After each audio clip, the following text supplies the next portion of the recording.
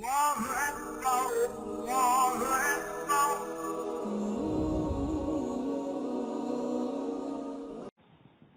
کچھ لوگ تو وہ ہیں جو نبی کو نہ جانتے ہیں نہ پہچانتے ہیں، اس لیے کہ اس کی کوشش ہی نہیں کرتے۔ کچھ وہ ہیں جو نبی کو جان لیتے ہیں، پہچان لیتے ہیں، مگر مانتے نہیں۔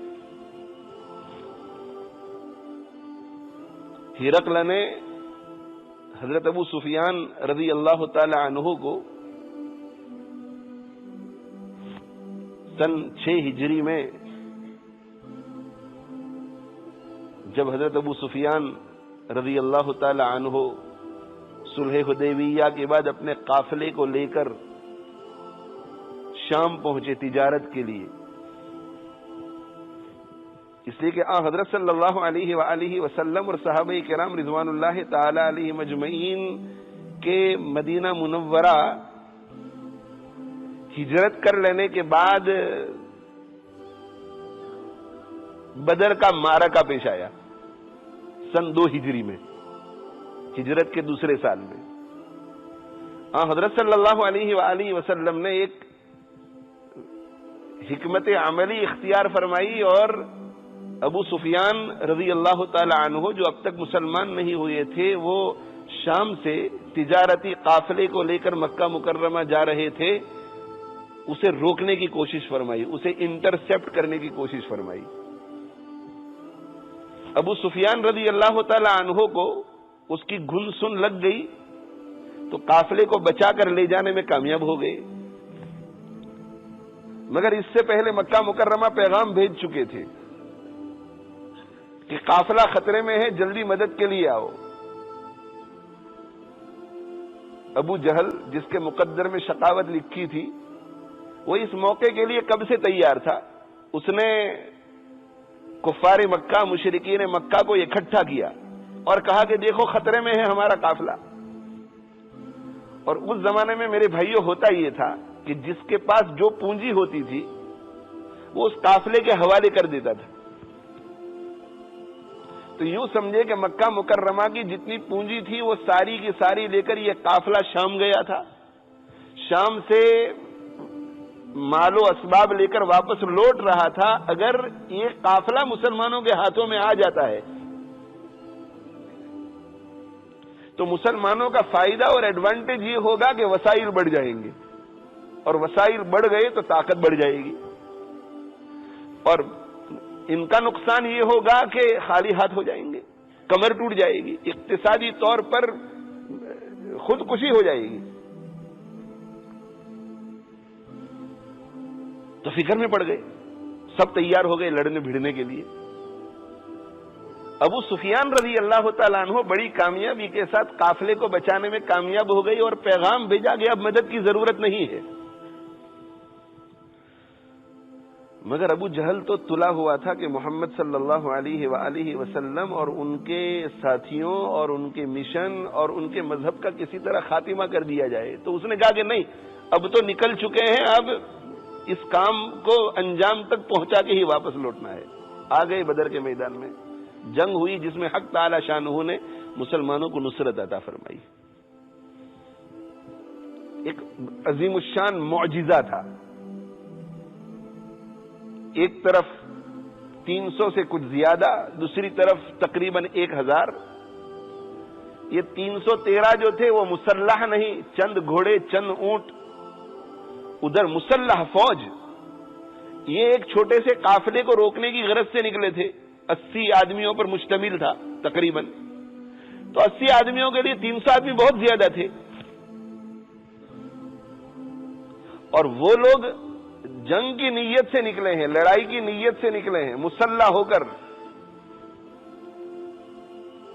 مگر حق تعالی شانہ نے فضل فرمایا اور مسلمانوں کو فتح عطا فرمائی، فتح عطا فرمائی۔ صحابہ کرام رضوان اللہ تعالی علیہ مجمعین ارشاد فرماتے ہیں کہ حال یہ تھا کہ ہم تلوار اٹھاتے تھے، دشمن کو قتل کرنے کے لیے تلوار اٹھاتے تھے، اور ابھی تلوار کا وار ہم نہیں کرتے تھے کہ اس سے پہلے اس کا سر جسم سے علیحدہ ہو جاتا تھا۔ اس لیے کہ حق تعالی شانہ نے حضرت جبریل علیہ الصلوۃ والسلام کو فرشتوں کے لشکر کے ساتھ بھیجا، فرشتوں کے لشکر کے ساتھ بھیجا۔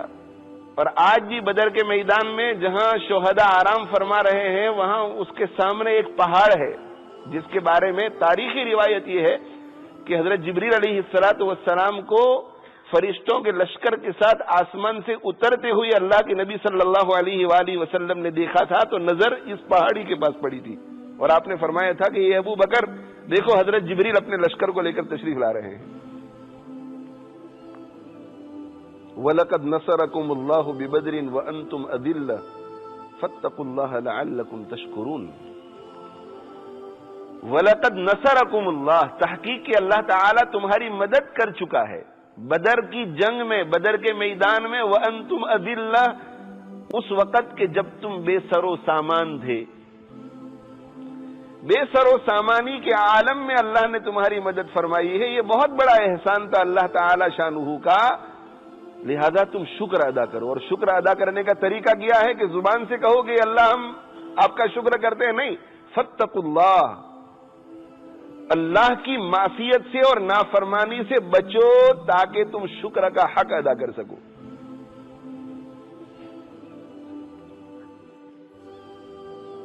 حضرت صلی اللہ علیہ وآلہ وسلم نے مٹھی میں ریت اٹھائی اور ریت اٹھا کر دشمنوں کی طرف مٹھی بھر ریت کو پھینکا اور یہ فرمایا کہ شاہت الوجوہ۔ اب یہ معجزہ تھا، معجزہ تھا کہ ایک مٹھی میں ریت کی کنکریاں چھوٹی چھوٹی اور سامنے 1000 کا لشکر، اور ان کی طرف آپ صلی اللہ علیہ وسلم نے وہ مٹھی بھر ریت کو پھینکا۔ تو یہ حق تعالی شانہ کی قدرت، اس لیے کہ معجزہ اور کرامت کیا ہے میرے بھائیوں؟ معجزہ اور کرامت کیا ہے؟ کرامت میں ہاتھ ولی کا ہوتا ہے، قدرت خدا کی ہوتی ہے، اور معجزے میں ہاتھ نبی کا ہوتا ہے، قدرت خدا کی ہوتی ہے۔ اللہ تعالیٰ بھی فرماتے ہیں کہ وما رمیت اذ رمیت ولکن اللہ رما، جب آپ نے کنکریوں کو پھینکا تھا اس وقت آپ نے نہیں پھینکا تھا، وہ اللہ نے پھینکی تھی کنکریاں۔ تو ہوا یہ کہ حق تعالی شانہ نے ایک ایک کنکری دشمنوں میں سے ہر ایک کی ہر آنکھ میں پہنچا دی۔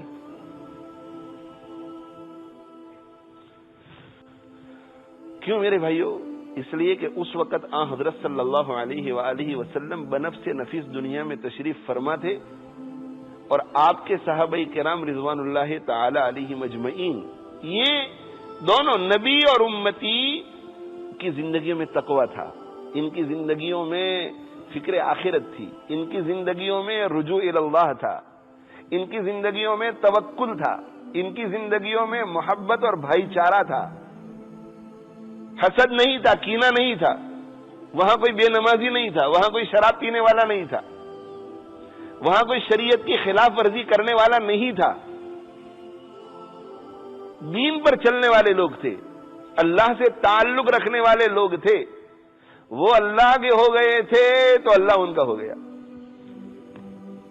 فدائے بدر پیدا کر، فدائے بدر پیدا کر، یہ فضا اگر آج بھی پیدا ہو جائے، آج بھی مسلمانوں میں تقوی آ جائے، مسلمانوں میں اللہ کا تعلق آ جائے، مسلمانوں میں رجوع اللہ کی شان آ جائے، مسلمانوں میں توکل آ جائے، مسلمانوں میں تفویض آ جائے، مسلمانوں میں تقدیر پر راضی رہنے کا سلیقہ آ جائے، مسلمانوں میں اخوت آ جائے، بھائی چارہ آ جائے، محبت آ جائے، ہمدردی آ جائے، خیر خواہی آ جائے، مہربانی آ جائے، مسلمانوں میں تقوی آ جائے، مسلمانوں میں نماز آ جائے، مسلمانوں میں زکوٰۃ آ جائے، حج آ جائے، روزے آ جائے، مسلمان گناہوں سے بچنے والا ہو جائے، مسلمان اللہ کا ولی ہو جائے، مسلمان راتوں کو مصلی پہ کھڑا ہونے والا بن جائے، آج بھی اگر یہ ہو جائے، آج بھی فضائے بدر پیدا ہو جائے، آج بھی،